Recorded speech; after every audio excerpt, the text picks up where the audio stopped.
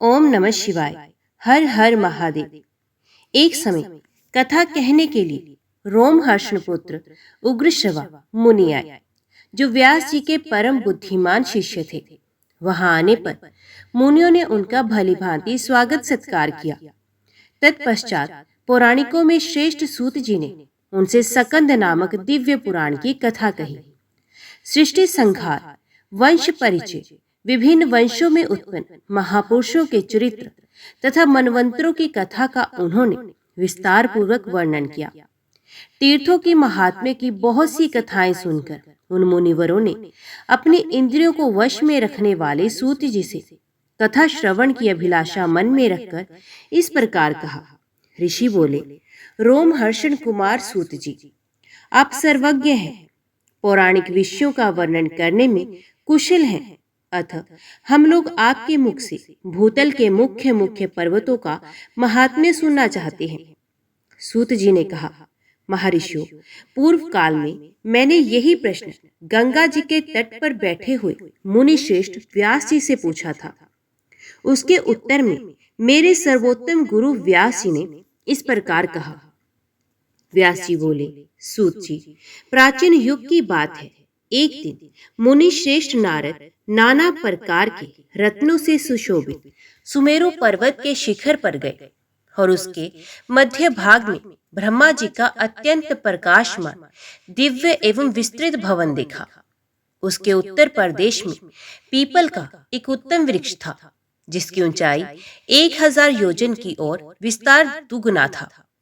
उस पीपल के मूल भाग के समीप अनेक प्रकार के रत्नों से युक्त दिव्य मंडप बना हुआ था, जिसमें वैदूर्य, मोती और मणियों के द्वारा स्वस्तिक ग्रह बनाए गए थे। वे दिव्य मंडप नूतन रत्नों से चिन्हित था तथा दिव्य तोरणों से सुशोभित था। उसका मुख्य द्वार पुष्पराग मणि का बना हुआ था, जिसका गोपुर 7 मंजिल का था। चमकते हुए हीरों से बनाए गए 2 किवाड़ उस द्वार की शोभा बढ़ा रहे थे। उस मंडप के भीतर प्रवेश करके नारद जी ने देखा, दिव्य मोतियों का एक मंडप है। उसमें वैदूर्य मणि की वेदी बनी हुई है। महामुनि नारद उस ऊंचे मंडप के ऊपर चढ़ गए। वहां उक्त मंडप के मध्य भाग में एक बहुत ऊंचा सिंहासन था, जिसकी कहीं तुलना नहीं है। उस मध्य भाग में सहस्त्र दलों से सुशोभित दिव्य कमल था, जिसका रंग श्वेत था। उसकी प्रभा सहस्रों चंद्रमाओं के समान थी। उस कमल के मध्य में 10,000 पूर्ण चंद्रमाओं से भी अधिक कांतिमान कैलाश पर्वत के समान आकार वाले एक सुंदर पुरुष बैठे हुए थे। उनकी 4 भुजाएं थी। अंग अंग से उदारता टपक रही थी। वाराह के समान मुख था। वे परम सुंदर भगवान पुरुषोत्तम अपने चारों हाथों में शंख, चक्र, अभय एवं वर धारण किए हुए थे। उनके कटभाग में पीतांबर शोभा पाता था। दोनों नेत्र कमल दल के समान विशाल थे। सौम्य मुख पूर्ण चंद्रमा की शोभा को तिरस्कृत कर रहा था। मुखारविंद से धूप किसी सुगंध निकलती थी। सामवेद उनकी ध्वनि, यज्ञ उनका स्वरूप, सूत्रक उनका मुख था और श्रुवा उनकी नासिका थी। मस्तक पर धारण किए हुए मुकुट के प्रकाश से उनका मुख अत्यंत उद्भासित हो रहा था। उनके वक्षस्थल में श्रीवत्स का चिन्ह सुशोभित था। श्वेत यज्ञोपवीत धारण करने से उनके श्री अंगों की शोभा और भी बढ़ गई थी। उनकी छाती चौड़ी और विशाल थी। वे कौस्तुभ मणि के दिव्य प्रभा से दैदीप्यमान हो रहे थे। ब्रह्मा, वशिष्ठ, अत्रि, मार्कंडेय तथा भृगु आदि अनेक मुनीश्वर दिन रात उनकी सेवा में संलग्न रहते थे। इंद्र आदि लोकपालों और गंधर्वों से सेवित देव देवेश्वर भगवान के पास जाकर नारद जी ने प्रणाम किया और पृथ्वी को धारण करने वाले उन वराह भगवान का दिव्य उपनिषद मंत्रों से स्तवन करके अत्यंत प्रसन्न हो वे उनके पास ही खड़े हो गए। इतने में ही दिव्य दुधंबी बज उठी। तत्पश्चात वहां पृथ्वी देवी का शुभ आगमन हुआ। रत्नों सहित समुद्र के सदृश दिव्य वस्त्र धारण करके वे बड़ी शोभा पा रही थी। ईला और पिंगला नाम वाली 2 सखियां उनके साथ थी।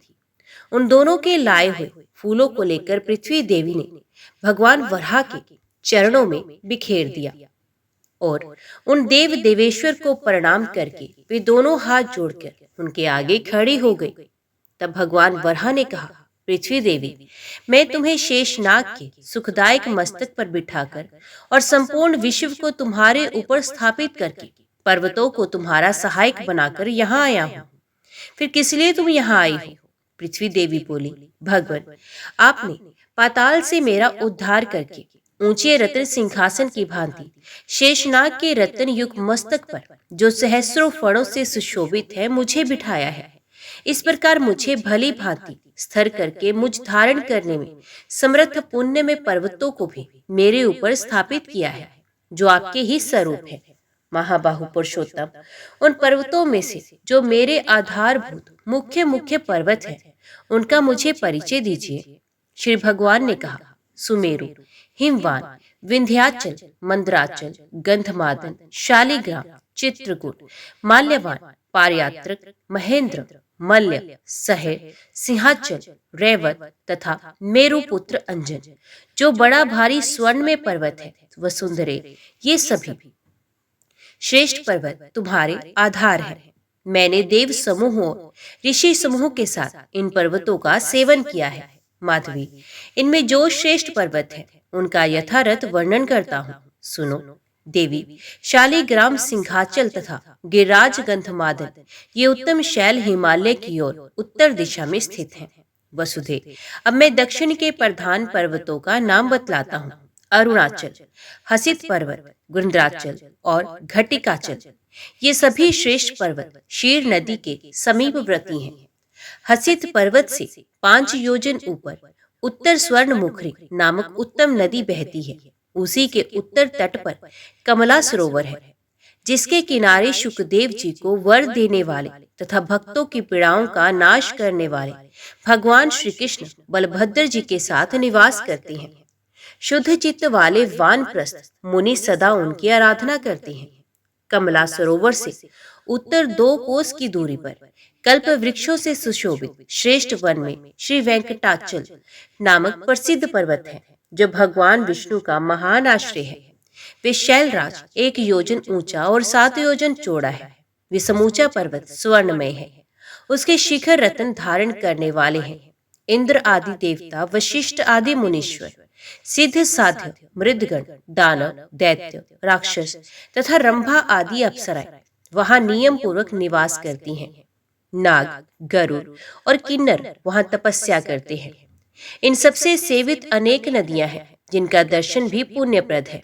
पृथ्वी, उस पर्वत पर अनेक प्रकार के दिव्य सरोवर शोभा पा रहे हैं। अब सब तीर्थों में प्रधान चक्र आदि तीर्थों का वर्णन सुनो। चक्र तीर्थ, देव तीर्थ, आकाश गंगा, कुमारधारिका तीर्थ, पापनाशन तीर्थ, पांडव तीर्थ तथा स्वामी पुष्करणी तीर्थ, ये 7 तीर्थ उस उत्तम नारायण गिरी पर सर्वश्रेष्ठ माने गए हैं। इन 7 में से सबसे श्रेष्ठ कल्याण में स्वामी पुष्करणी है। भूदेवी, उसके पश्चिम तट पर तुम्हारे साथ मैं निवास करता हूँ और दक्षिण तट पर संपूर्ण जगत के स्वामी भगवान लक्ष्मी निवास विष्णु विराजमान है। समुद्र वसना पृथ्वी, वे स्वामी पुष्करणी गंगा आदि संपूर्ण तीर्थों के समान है। तीनों लोकों में जो तीर्थ, सरोवर और नदियां हैं, उन सबका आधिपत्य स्वामी पुष्करणी तीर्थी को प्राप्त है। उस परम पवित्र स्वामी पुष्करणी तीर्थ का सेवन करने के लिए दिव्य गिरी वेंकटाचल पर संपूर्ण तीर्थ निवास करते हैं। उनमें भी 6 सबसे प्रधान हैं। माधवी, अब मैं तुम्हें नारायण गिरी का महात्म्य बताता हूँ, ध्यान देकर सुनो। देवता, ऋषि तथा सनकादि योगी सतयुग में अंजन गिरी को, त्रेता में नारायण गिरी को, द्वापर में सिंहाचल को और कलयुग में श्री वेंकटाचल को परमात्मा भगवान विष्णु का निवास स्थान कहते हैं। अन्य विद्वानों का भी यही मत है। जो सहस्रों योजन दूर से अथवा दीपांतर में पहुंचकर भी गिरिराज वेंकटाचल को प्रणाम करता है, उसे प्रणाम करने के उद्देश्य से उसकी दिशा की ओर भक्ति भाव से मस्तक झुकाता है, वे सब पापों से मुक्त हो विष्णु लोक में जाता है। उस पर्वत पर जो 6 प्रधान तीर्थ हैं, उनका समय अनुसार महात्म्य बतलाता हूँ। माघ मास में जब भगवान सूर्य कुंभ राशि पर स्थित होते हैं, तब मघा नक्षत्र युक्त महातिथि पूर्णिमा को गिरिराज वेंकटाचल पर जो कुमारधारी का नाम वाली पुष्करणी है, वे समस्त लोगों को पवित्र करने वाली हो जाती है, जिसके तट पर कृतिका और अग्नि से उत्पन्न पार्वती नंदन सकंद देव सेना के साथ भगवान विष्णु का पूजन करते हुए निवास करते हैं।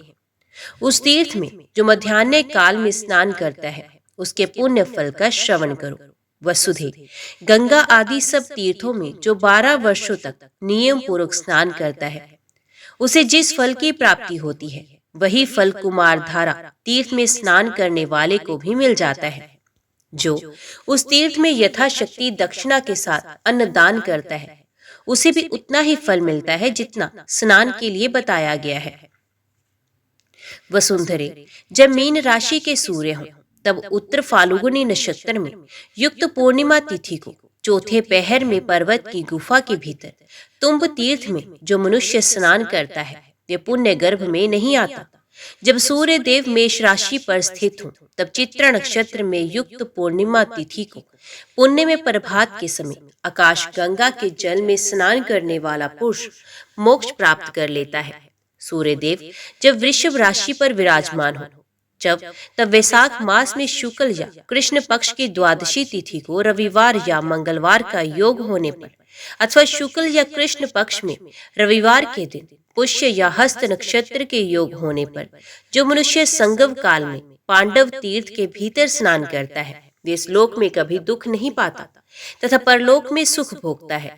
महाभागे, शुक्ल अथवा कृष्ण पक्ष में रविवार के साथ जो सप्तमी तिथि आवे, उसमें यदि पुष्य नक्षत्र अथवा हस्त नक्षत्र का योग हो, तब गिरिराज वेंकटाचल के शिखर पर वर्तमान पापनाशन नामक तीर्थ में जो स्नान करता है, वे श्रेष्ठ मनुष्य कोटि जन्मोपार्जित पापों से मुक्त हो जाता है।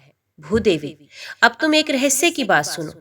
अनंत नामक महापर्वत पर मेरे दिव्य मंदिर के व्याव्य कोण में शिखर पर स्थित गुफा में देव तीर्थ नाम से प्रसिद्ध एक परम सुंदर सरोवर है।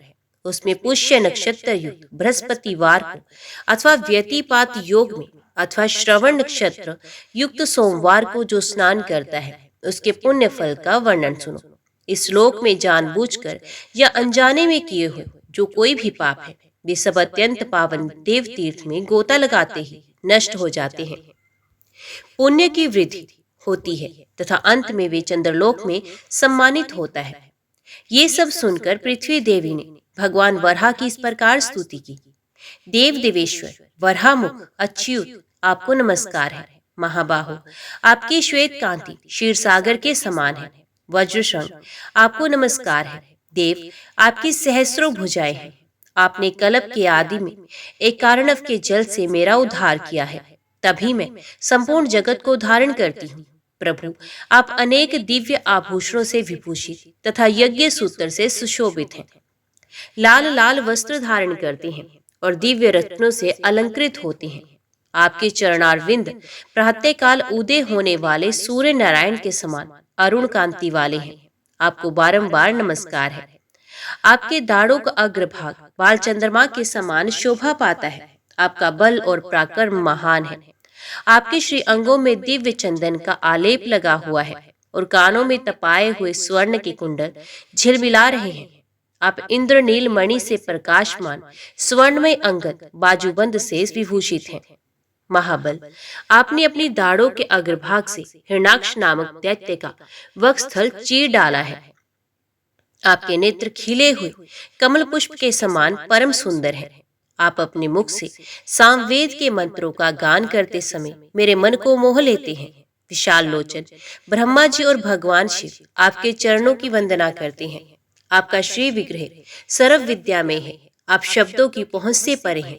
आपको बारंबार नमस्कार है। आनंद विग्रह अनंत काल काल, आपको नमस्कार है। इस प्रकार स्तुति करके पृथ्वी देवी ने भगवान के चरणों में प्रणाम किया। ये देखकर भगवान वराह देव के नेत्र हर्ष से खिल उठे। उन्होंने पृथ्वी देवी को साथ लेकर गरुड़ पर आरूढ़ हो वहां से वेंकटगिरी को प्रस्थान किया। नारद आदि मुनीश्वरों से प्रशंसित होकर पृथ्वीपति भगवान वराह स्वामी पुष्करणी के लोक पूजित पश्चिम तट पर निवास करते हैं। वहां अनेकानेक मुनीश्वर, महाभाग, वैखानस तथा ब्रह्मा जी के तुल्य महात्मा पुरुष वराहमुख भगवान विष्णु की आराधना में संलग्न रहते हैं।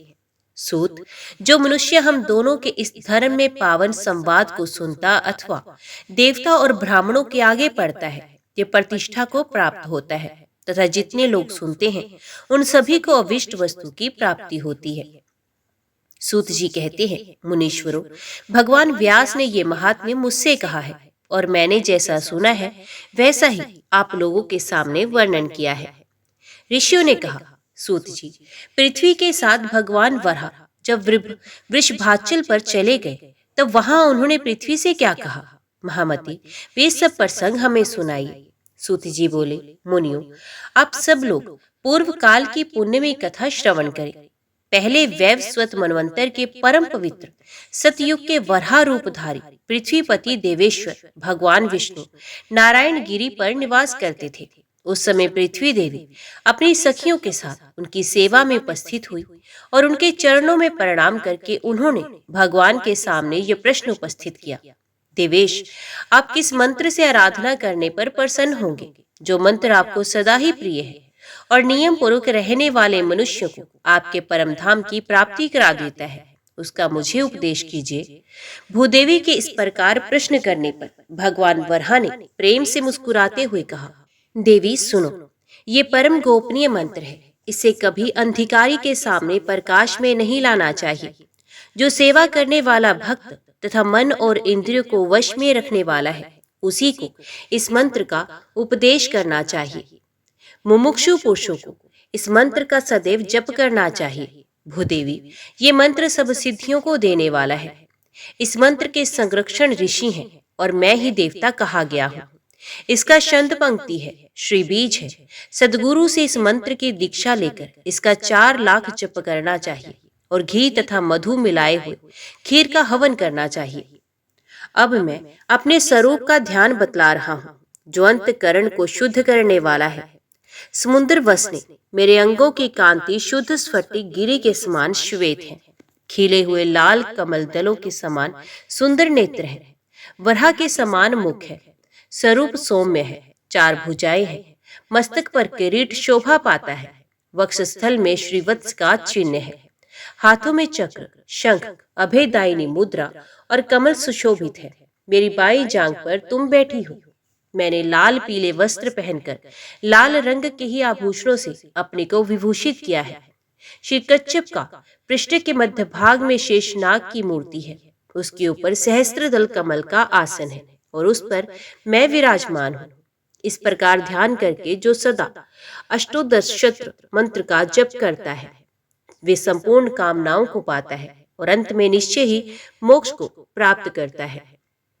ये सुनकर पृथ्वी देवी ने पुण्य प्रश्न किया, देव, पूर्व काल में किसने इस मंत्र का अनुष्ठान किया है और इसे किसे फल की प्राप्ति हुई है? भगवान वराह ने कहा, देवी, पहले कृतयुग में धर्म नामक महात्मा मनु ने ब्रह्मा जी से इस मंत्र को प्राप्त किया और इसी पर्वत पर उसका जप करके मेरा प्रत्यक्ष दर्शन पाया।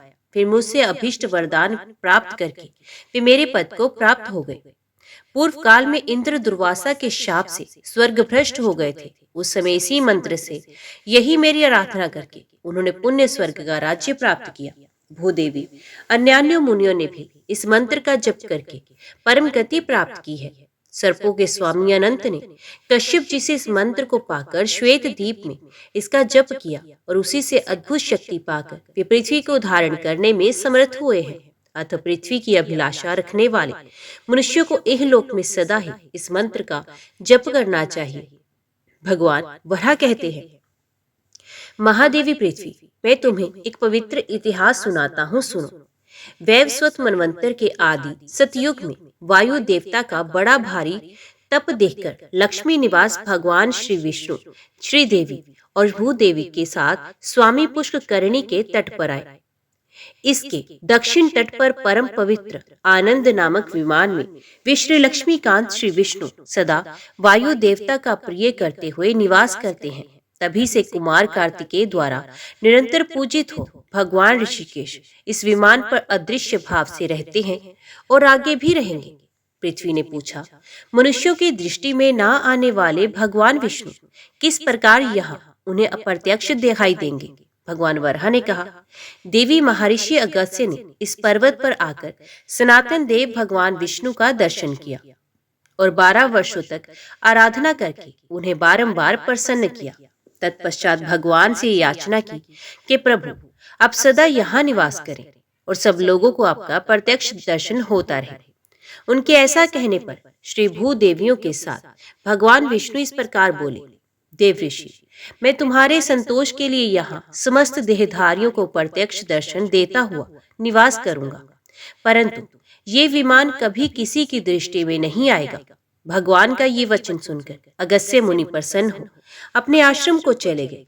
तब से भगवान विष्णु मुनियों के ही ध्यान में आने वाले इस विमान पर मनुष्यों आदि प्राणियों की दृष्टि के विषय होकर चतुर्भुज रूप से निवास करते हैं और आगे भी निवास करते रहेंगे। सकंद स्वामी सदा उनकी आराधना करते हैं और वायु देवता सेवा में संलग्न रहते हैं। एक समय की बात है कि मित्रवर्मा की मनोरमा धर्मपत्नी के गर्भ से आकाश नामक पुत्र उत्पन्न हुआ, जो अपने कुल का आभूषण था। शक वंश में उत्पन्न धरणी नाम वाली कन्या राजकुमार आकाश की धर्मपत्नी हुई। नृपश्रेष्ठ मित्रवर्मा ने अपने उस पुत्र को राज्य का सारा भार सौंपकर स्वयं वेंकटाचल के समीप पवित्र तपोवन को प्रस्थान किया। राजकुमार आकाश महान चक्रवर्ती राजा हुए। वे एक पत्नी व्रती थे। केवल अपनी धर्म पत्नी धरणी के प्रति ही उनका मन अनुरक्त था। एक दिन उन्होंने यज्ञ के लिए आरणी नदी के किनारे भूमि का शोधन किराया। जब सोने के हल से पृथ्वी जोती जाने लगी, तब बीज की मुट्ठी बिखेरते समय राजा ने देखा पृथ्वी से एक कन्या प्रकट हुई है, जो कमल की छैया पर सोई हुई है। ये बड़ी सुंदरी और समस्त शुभ लक्षणों से संपन्न थी। सोने की पुतली से शोभा पा रही थी। उसे देखकर राजा के नेत्र आश्चर्य से खिल उठे। उन्होंने उसे गोद में लिया और ये मेरी ही पुत्री है, ऐसा बार बार कहते हुए मंत्रियों के साथ बड़े प्रसन्न हुए। इसी समय आकाशवाणी हुई, राजन, वास्तव में ये तुम्हारी ही पुत्री है। इस सुंदर नेत्र वाली कन्या का तुम पालन पोषण करो। ये सुनकर राजा के मन में बड़ी प्रसन्नता हुई। उन्होंने अपने नगर में प्रवेश किया और महारानी धरणी देवी को बुलाकर कहा, प्रिय, ये भगवान की दी हुई अपनी कन्या है, इसे देखो। ये पृथ्वी से प्रकट हुई है। हम दोनों संतानहीन हैं। हमारे लिए यही पुत्री होगी। यो कहकर आकाश राज ने रानी के हाथ में प्रेम पूर्वक वे कन्या दे दी। उस कन्या के घर में प्रवेश करने पर धरणी देवी ने भी गर्भ धारण किया और समय आने पर उन्होंने उत्तम मुहूर्त में पुत्र को जन्म दिया। उस समय 5 ग्रह उच्च स्थानों में स्थित थे और सूर्य देव मेष राशि पर विराजमान थे। उस पुत्र के जन्म काल में देवताओं की दुधंबियां बज उठी तथा राजा के घर में फूलों की वर्षा हुई। उस समय सुखदायिनी हवा चल रही थी। जिन लोगों ने महाराज को पुत्र जन्म का समाचार सुनाया, उन्हें अत्यंत प्रसन्न होकर उन्होंने जो कुछ उनके पास था सब दे डाला। केवल छत्र और चामर रख लिया। 1 करोड़ कपिला गोय और 1 करोड़ 100 बैल दान किए। 12वें दिन का पुण्य मुहूर्त आने पर उन्होंने जात कर्म आदि क्रियाएं संपन्न की और स्वयं ही पुत्र का नाम वसुदान रखा। पृथ्वी देवी आकाश राज का पुत्र वसुदान बड़ा ही सुंदर था। वे बालक प्रतिदिन शुक्ल पक्ष के चंद्रमा की भांति बढ़ने लगा। वेदों के पारंगत विद्वान गुरुजनों ने उस विनयशील कुमार का उपनयन संस्कार किया। पिता से ही उसने मंत्र पूर्वक अस्त्र शस्त्रों की शिक्षा पाई। अंग और उपांगों सहित धनुर्वेद के चारों पादों का अध्ययन किया। पृथ्वी देवी ने पूछा, भगवान, आपने आकाश राज के पुत्र का नाम बताया, अब ये बताने की कृपा करें कि उनकी अयोनिजा कन्या का नाम उस समय क्या रखा गया था। भगवान वराह ने कहा, देवी, बुद्धिमान आकाश राज ने उस कन्या का नाम पद्मिनी, पद्मावती, पद्वाल्या आदि रखा। धीरे धीरे वे युवा अवस्था को प्राप्त हुई। एक दिन पद्मिनी शुक और कोकिलों से कलरव से व्याप्त उपवन में अपनी सखियों के साथ विहार कर रही थी। उसी समय मुनि श्रेष्ठ नारद अकस्मात घूमते हुए वहां पहुंचे। उन्होंने वन की मूर्तिमती लक्ष्मी की भांति उस कन्या को देखकर विस्मय से पूछा, भीरू तुम कौन हो, किसकी कन्या हो, मुझे अपना हाथ तो दिखाओ। ये सुनकर पद्मिनी ने नारद जी से कहा, ब्राह्मण मैं आकाश राज की कन्या हूँ, मेरे लक्षण बताइए। नारद जी बोले, सुंदरी सुनो, तुम्हारा मस्तक गोलाकार और सम है, इसके ऊपर चिकने और लंबे बाल शोभा पा रहे हैं। तुम्हारा मुखमंड मुस्कान से सुशोभित है और तुम्हारे अधर बिंब फल के समान अरुण है। इस प्रकार तुम्हारा ये मुख भगवान विष्णु के ही योग्य है, ऐसा मेरी बुद्धि का निश्चय है। तुम क्षीर सागर से प्रकट हुई साक्षात लक्ष्मी के समान ही दिखाई देती हो। भगवान वराह कहते हैं, यों कहकर नारद जी पद्मिनी और उसकी सखियों द्वारा सम्मानित हो वहां से अंतर्ध्यान हो गए। तदंतर सखियों ने पद्मिनी से कहा, सखी चलो वन में फूल लाने के लिए चले। यूं कहकर आकाश राज की कन्या के साथ वे सखियां वन में गई और फूलों को तोड़ती हुई इधर उधर विचरने लगी। फिर वे सब सखियां एक वनस्पति के नीचे जा बैठी। इसी समय उन्होंने चंद्रमा के समान श्वेत वर्ण वाले एक ऊंचे घोड़े को देखा। उसके ऊपर श्याम वर्ण का पोष सवार था, जिसकी आकृति और कांति कामदेव को भी लज्जित कर रही थी। उसके विशाल नेत्र पद्म पत्राकार कानों के समीप पहुंचे हुए थे। उसने एक हाथ में दिव्य शारंग धनुष और दूसरे में स्वर्ण में बाण धारण कर रखा था। उसका कट प्रदेश पीले रंग के रेशमी वस्त्र से आच्छादित था। शरीर का मध्य भाग बहुत ही सुंदर था। वे रत्न निर्मित कंकण, बाजूबंद और करधनी से सुशोभित था। उसकी छाती चौड़ी थी, जिससे उस पुरुष की दक्षिणाव्रत नाभि अधिक शोभा पा रही थी। उसका बायां कंधा स्वर्ण में यज्ञोपवीत से चमक रहा था। इस प्रकार उस तरुण का सुंदर रूप मन को मोह लेने वाला था। उसे देखकर वे सब स्त्रियां चकित हो उठी। वे घुड़सवार एक भेड़िए को ढूंढता हुआ वहां फूल तोड़ने वाली स्त्रियों के समीप आया और उनसे पूछने लगा, इधर कोई भेड़िया आया है क्या? स्त्री ने उत्तर दिया, तुम धनुष धारण किए हुए हमारे वन में क्यों आए हो? यहाँ के सभी मृग अवध्य हैं, आकाश राज के द्वारा सुरक्षित। इस वन से शीघ्र बाहर निकल जाओ। उनकी ये बात सुनकर सवार घोड़े से उतर गया। उसने पूछा, तुम सब लोग कौन हो? ये कमल के समान रंग वाली परम सुंदरी कन्या कौन है? उसका ये प्रश्न सुनकर एक सखी ने उत्तर दिया, शूरवीर ये हमारी स्वामिनी है, इनका नाम पद्मिनी है। ये आकाश राज की पुत्री हैं। इनका प्रादुर्भाव पृथ्वी से हुआ है। सुंदर शरीर वाले पुरुष, तुम अपना परिचय दो। तुम्हारा नाम क्या है और निवास स्थान कहाँ है? तुम यहाँ किस लिए आए हो? सखियों के इस प्रकार पूछने पर उस पुरुष ने मंद मुस्कान युक्त मुखारविंद से इस प्रकार कहा, मेरा नाम अनंत है। तपस्वी लोग रंग रूप और नाम दोनों ही दृष्टियों से मुझे कृष्ण कहते हैं। मैं वे हूँ जिसके धनुष की समता करने वाला कोई धनुष देवताओं के पास भी नहीं है। लोग मुझे वेंकटाचल निवासी वीरपति कहते हैं। शिकार के लिए वन में आया हूँ। इस वन की शोभा देखते हुए मेरी दृष्टि सुंदरी पर पड़ गई। क्या ये मुझे प्राप्त हो सकती है? श्री कृष्ण की ये बात सुनकर सब सखियां कुपित हो गई। तब कृष्ण घोड़े पर चढ़कर शीघ्र ही वेंकटाचल पर चले गए। वहां अपने दिव्य निवास स्थान पर पहुंचकर वे घोड़े से उतर गए। कृष्ण के रूप में साक्षात श्री हरि ही थे।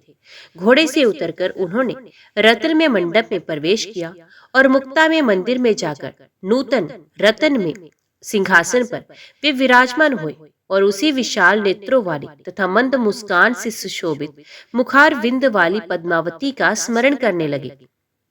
तदंतर मध्याह्न काल में भगवान के भोग के लिए लगाने के लिए दिव्य उत्तम एवं सुगंधित अन्न तैयार करके वकुल मालिका नाम की सखी भगवान को देखने के लिए शीघ्रता पूर्वक गई और उनके चरणों में भक्ति भाव से प्रणाम करके पास ही बैठ गई। उसने देखा श्रीहरि नेत्र बंद किए हुए किसी की याद कर रहे हैं।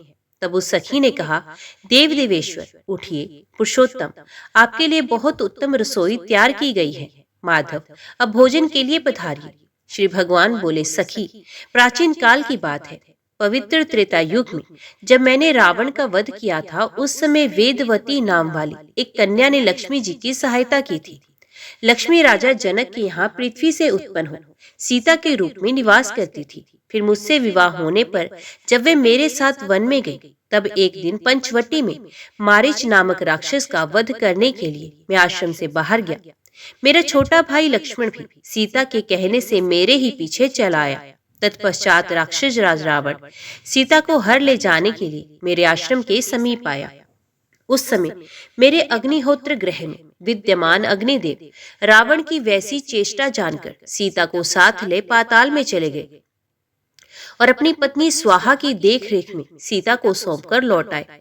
पूर्व काल में कल्याण में वेदवती को एक बार उसी राक्षस ने स्पर्श कर लिया था, जिससे दुखी होकर उसने प्रज्वलित अग्नि में अपने शरीर को त्याग दिया। उस समय उसी वेदवती को रावण का संहार करने के उद्देश्य से अग्निदेव ने सीता के समान रूप वाली बना दिया और मेरी पर्णशाला में सीता के स्थान पर उसे लाकर छोड़ दिया। रावण ने उसी का अपहरण करके लंका में ला बिठाया। तदंतर रावण के मारे जाने पर अग्नि परीक्षा के समय उसी वेदवती ने अग्नि में प्रवेश किया। उस समय अग्निदेव ने स्वाहा के समीप सुरक्षित जनक नंदिनी सीता रूपा लक्ष्मी को लाकर पुण्य मेरे हाथ में दे दिया और इस प्रकार कहा, देव, ये वेदवती सीता का परम प्रिय करने वाली है, अतः आप इसे वरदान देकर प्रसन्न करें। अग्नि की ये बात सुनकर कल्याण में सीता ने भी मुझसे कहा, प्रभु, ये वेदवती सदा मेरा प्रिय करने वाली है, ये उच्च कोटि की भगवत भक्त है, अतः आप स्वयं ही इसे अंगीकार करें। तब मैंने कहा, देवी, मैं कलयुग में तुम्हारे कथनानुसार कार्य करूंगा। तब तक ये देवताओं से पूजित होकर ब्रह्मलोक में निवास करे। पश्चात पृथ्वी से उत्पन्न होकर आकाशराज की पुत्री होगी। सखी, इस प्रकार मैंने और लक्ष्मी ने पूर्व काल में जिसे वरदान दिया था, वे सुंदरी इस समय नारायणपुर में पृथ्वी से प्रकट हुई है। वे लक्ष्मी के समान ही सद्गुणवती है। उसके नेत्र कमल के समान परम सुंदर है। आज जब मैं शिकार खेलने गया तब वे मेरे देखने में आई थी। वे अपने ही समान सुंदरी सखियों के साथ वन में फूल तोड़ रही थी। वकुल मालिके, तुम वहां जाकर उस कन्या को देखो और ये जान लो कि वे अपने अनुपम रूप और लावण्य से इस प्रशंसा के योग्य है या नहीं। तब वकुल मालिका सखी देवादिदेव भगवान को प्रणाम करके गुंजा के दाने के समान लाल रंग वाले घोड़े पर सवार हुई और उनके बताए हुए मार्ग से चल दी। रास्ते में अनेक प्रकार के मृगों, पक्षियों तथा वृक्षलताओं का अवलोकन करती और बार बार प्रसन्न होती हुई वे आरणी नदी के पश्चिम तट पर जा पहुंची। वे स्थान बहुतेरे वृक्षों से हरा भरा था। वहां अगस्त्येश्वर के समीप अपने लाल घोड़े से उतरकर वकुलमाला स्नान तथा जलपान करके नदी के तट पर विश्राम करने लगी। इतने में ही राजभवन से बहुत सी स्त्रियां देवता के समीप वहां आई। वे सबकी सब पद्मावती की सखियां थीं। उन्हें देखकर वकुल मालिका उनके समीप गई और इस प्रकार बोली, सुंदरियों, तुम कौन हो? तुम्हारे आभूषण और हार तो बड़े ही विचित्र हैं। तुम कहाँ से आई हो और इस स्थान पर तुम्हारा क्या कार्य है? उसकी बात सुनकर सखियों ने मंद मंद मुस्कुराते हुए कहा, हम आकाश राज की रनिवास में रहने वाली स्त्रियां और महाराज की पुत्री पद्मावती की सहेलियां हैं। एक दिन राजकुमारी को आगे करके हम वन में गई थी। वहां उनके लिए फूल तोड़ती हुई सब सखियां एक वृक्ष के नीचे जा बैठी। वहीं हमें एक सुंदर पुरुष का दर्शन प्राप्त हुआ। उनके श्री अंगों की कांति इंद्रनील मणि के समान श्याम थी। उनका वक्षस्थल लक्ष्मी का निवास जान पड़ता था। मुख पर मंद मंद मुस्कान की छटा छा रही थी। दोनों भुजाएं बहुत ही सुंदर, विशाल और रिष्ट पुष्ट थी।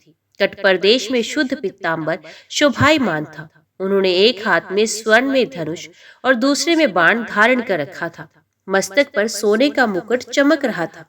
वे हार और भुजबंद आदि आभूषणों से विभूषित थे। उन्हें देखकर स्वर्ण सदृश गौर वर्ण वाली हमारी कमल नैनी सखी पद्मावती सहसा बोल उठी, देखो देखो।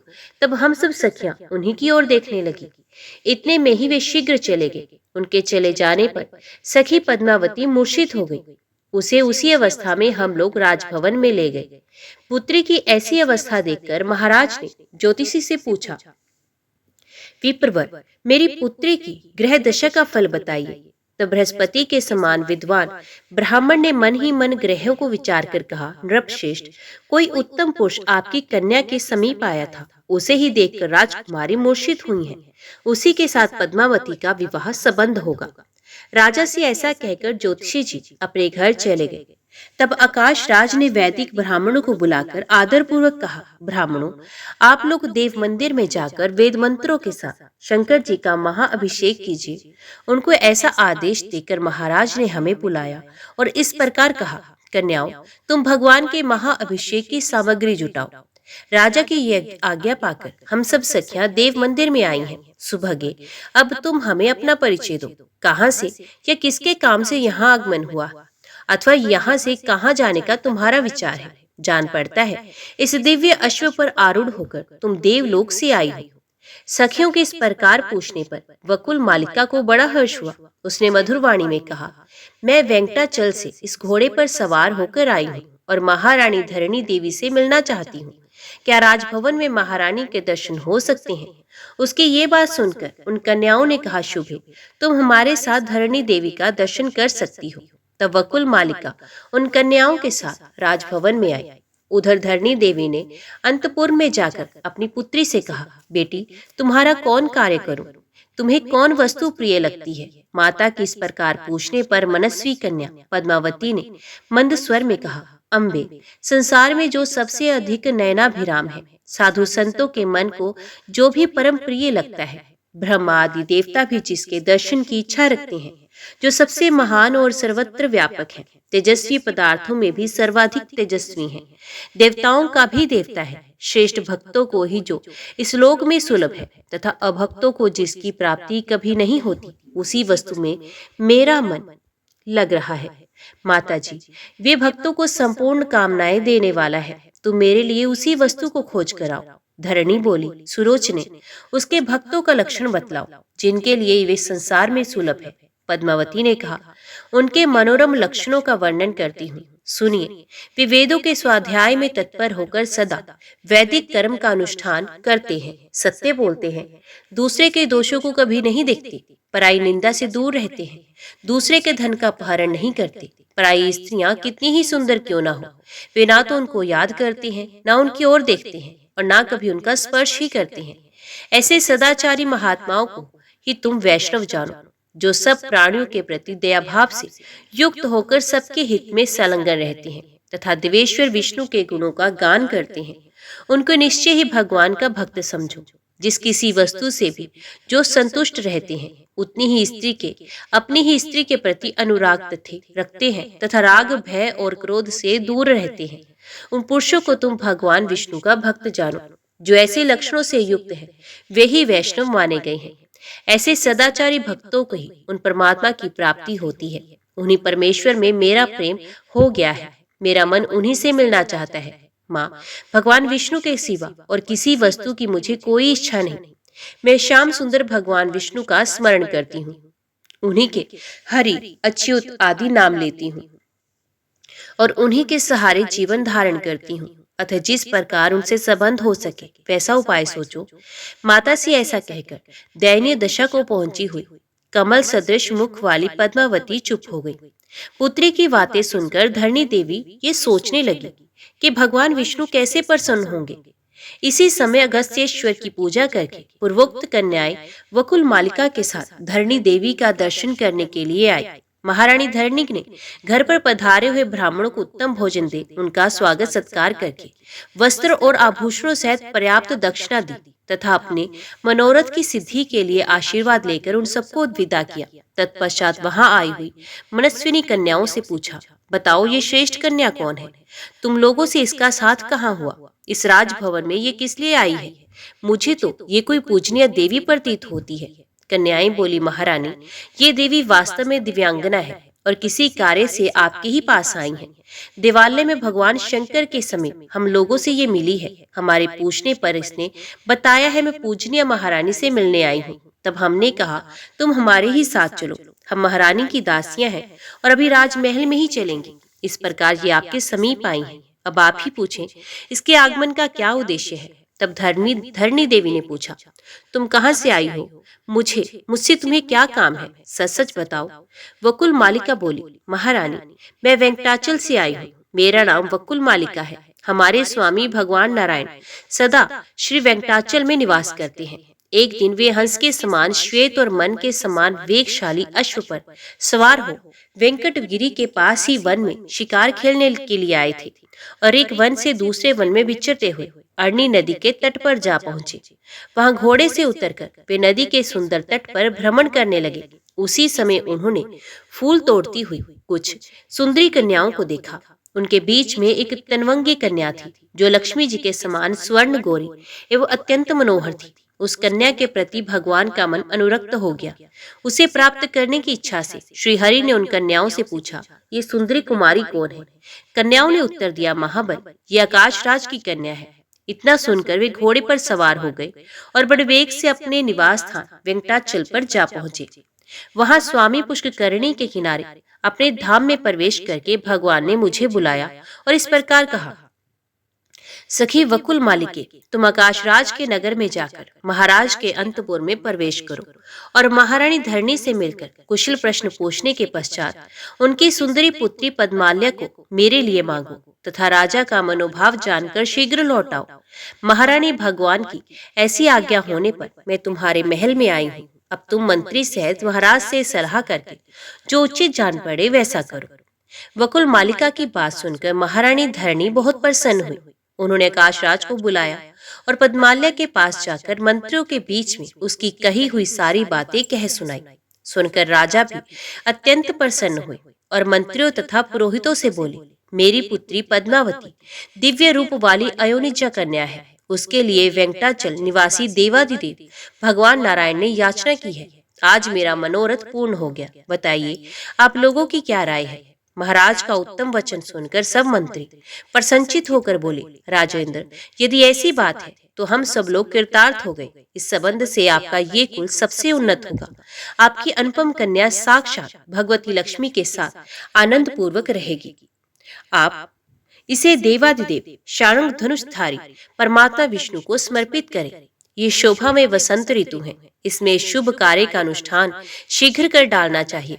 बृहस्पति जी को बुलाकर आप विवाह के लिए लगन निश्चित कीजिए। तदंतर बहुत अच्छा कहकर आकाशराज ने देवलोक से बृहस्पति जी को बुलाया और वर कन्या के विवाह के लिए लगन पूछा।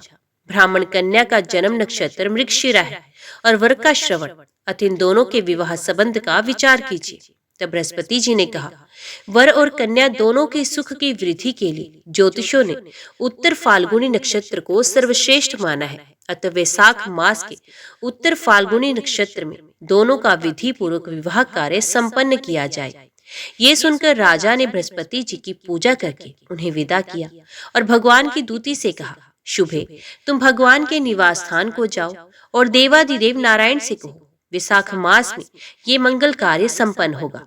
अब वैवाहिक मंगलाचार संपन्न करके यहाँ पधारे। इसके बाद देवी का प्रिय करने वाले शुक रूपी दूत को वकुल मालिका के साथ भेजकर आकाशराज ने अपने पुत्र को वायु, इंद्र आदि देवताओं के बुलाने के कार्य में नियुक्त किया। साथ ही विश्वकर्मा को बुलाकर अपने नगर की सजावट के काम में लगाया। विश्वकर्मा ने पल भर में अपना कार्य पूर्ण कर दिया। उधर वकुल मालिका का अश्व पर सवार हो शुक के साथ प्रस्थित हुई और वेंकटाचल पर पहुंचकर देवालय के समीप घोड़े से नीचे उतरी। फिर शुक को अपने साथ ले मंदिर के भीतर गई। वहां सुंदर नेत्रों वाले भगवान नारायण को लक्ष्मी जी के साथ रतन सिंहासन पर विराजमान देख प्रणाम करके प्रसन्नता पूर्वक बोली, प्रभु, वहां का कार्य तो मैंने पूरा कर लिया। उधर से मांगलिक वार्ता करने के लिए ये शुक आया हुआ है। तब भगवान की आज्ञा पाकर शुक ने उन्हें प्रणाम किया और इस प्रकार कहा, माधव, भूमि कन्या पद्मावती ने आपके पास ये संदेश भेजा है कि मुझे अंगीकार कीजिए। रमापति, मैं आपके ही नाम लेती हूँ, आपके ही स्वरूप का सदा स्मरण करती हूँ। मधुसूदन, आपकी प्रसन्नता के लिए ही मैं सब कार्य करती हूँ। मेरे इस काम में पिता और माता की भी सहमति है। देवेश, मुझ पर कृपा करके मुझे अंगीकार कीजिए। शुक का ये प्रिय वचन सुनकर श्री हरि ने कहा, शुक, जाओ और पद्मिनी से इस प्रकार कहो, देवी, श्री नारायण देव ने कहा है, मैं देवताओं को साथ लेकर मंगल में विवाह कार्य संपन्न करने के लिए अवश्य आऊंगा। भगवान का ये वचन सुनकर और प्रसाद रूप से उनकी दी हुई वनमाला लेकर शुक शीघ्र ही आकाशराज की कन्या के पास लौट गया। उसने कस्तूरी की सुगंध से युक्त ये तुलसी माला राजकुमारी को देकर प्रणाम किया और भगवान का शुभ संदेश कह सुनाया। सुनकर उस प्रसाद माला को हाथ में ले पद्मिनी ने उसे मस्तक पर चढ़ा लिया और भगवान के आगमन की प्रतीक्षा करती हुई योग्य आभूषण धारण किए। आकाशराज ने भी आनंद मगन हो चंद्रदेव को बुलाकर आदर पूर्वक कहा, राजन, आप नाना प्रकार का सरस भोजन तैयार कीजिए जो भगवान विष्णु के भोग में आने योग्य हो। उत्तम से उत्तम अन्न की व्यवस्था होनी चाहिए। इस प्रकार प्रबंध करके भगवान के आगमन की प्रतीक्षा करते हुए आकाश राज प्रसन्न मन से राजसभा में बैठे थे। तदंतर देवादिदेव भगवान नारायण ने भी लक्ष्मी जी को बुलाकर कहा, कल्याणी, अपनी सखियों को आज्ञा दो और वैवाहिक कार्य संपन्न करो। भगवान का ये आदेश सुनकर लक्ष्मी देवी ने सखियों को बुलाया और सबको आवश्यक कार्य करने की आज्ञा दी। लक्ष्मी की आज्ञा से प्रति देवी ने सुगंधित तेल लिया। श्रुति देवी रेशमी वस्त्र लेकर भगवान के समीप खड़ी हुई। समृति भी भांति भांति के आभूषण लेकर प्रसन्नता पूर्वक उपस्थित हुई। धृति ने दर्पण हाथ में लिया। शांति ने कस्तूरी को प्रस्तुत किया। लज्जा देवी यक्ष करदम लेकर भगवान के सामने खड़ी हुई। कीर्ति ने सोने का पट तथा रत्न युक्त मुकुट हाथ में लिया। शची ने छत्र लगाया। सरस्वती देवी चवर डुलाने लगी। गौरी देवी ने दूसरा चवर हाथ में लिया। विजया और जया पंखा झलने लगी। उपयुक्त सब देवियों को वहां उपस्थित देख लक्ष्मी देवी ने शीघ्रता पूर्वक उठकर सुगंधित तेल हाथ में लिया और भगवान के मस्तक से लेकर सब अंगों में उसे लगाकर सुगंधित चूर्ण से उपटन किया। इस प्रकार श्री नारायण देव के सब अंगों को भली भांति मलकर आकाश गंगा आदि तीर्थों से भरकर लाए हुए 100 स्वर्ण में कलश मंगवाए और उनमें से एक एक को लेकर उसके जल से भगवान का अभिषेक किया। तत्पश्चात सुनहरे रंग के सुगंध युक्त चंदन से भगवान के अंग में लेप लगाया। फिर उनकी कमर में रेशमी पीताम्बर बांधकर उसमें करधनी पहना दी। मस्तक पर मुकुट रखा और अन्यान्य आभूषणों से भी विभिन्न अंगों को विभूषित किया। उनकी सभी अंगुलियों में लक्ष्मी जी ने दिव्य सोने की अंगूठियां पहना दी। इसके बाद धृति देवी ने भगवान के समीप जाकर दर्पण दिखाया। दर्पण देखकर देवादिदेव विष्णु ने स्वयं ही उद्धर्व पुंड्र धारण किया। तदंतर वे लक्ष्मी जी के साथ गरुड़ पर आरूढ़ हुए। इसी समय ब्रह्मा, महादेव जी, इंद्र, वरुण, यम और कुबेर उनकी सेवा में उपस्थित हुए। इन सब देवताओं, वशिष्ठ आदि मुनीश्वरों, सनकादि योगियों तथा अन्य भगवत भक्तों के साथ भगवान विष्णु नारायणपुर को गए। उस समय भगवान विष्णु के समीप देवताओं के नगाड़े बज रहे थे। मुनि लोग स्वस्थ संबंधी सुक्तों का जप करते हुए भगवान के पीछे पीछे चल रहे थे। भगवान के साथ संपूर्ण देवता और विश्वसेन आदि पार्षद चल रहे थे। वकुल, माला आदि सखियां रथों में बैठकर गई। इस प्रकार भगवान ने बारात लेकर आकाश राज के सजे सजाए नगर में प्रवेश किया। आकाश राज ने देखा भगवान आ गए और पुत्री पद्मावती भी ऐरावत पर बैठकर समस्त पुरी की परिक्रमा करके गोपुर द्वार पर आ पहुंची।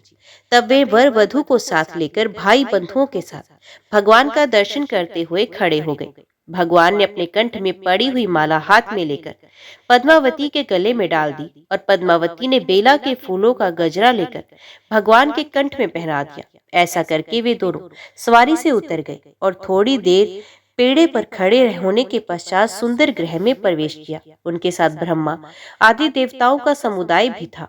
ब्रह्मा जी ने अंकुरारोपण पूर्वक मांगल्य सूत्र बंधन, कंकड़ बंधन से लेकर लाजो होम तक की संपूर्ण वैवाहिक विधि संपन्न कराई। फिर व्रत पालन की आज्ञा लेकर पद्मावती और श्रीहरि ने पृथक पृथक शयन किया। पुनः चौथे दिन चतुर्थी क्रम आदि सब कार्य पूर्ण करके चतुर्मुख ब्रह्मा ने आकाश राज की अनुमति ले दोनों देवियों के साथ भगवान को गरुड़ पर बिठाया और देवताओं के साथ वहां से चलने की तैयारी की।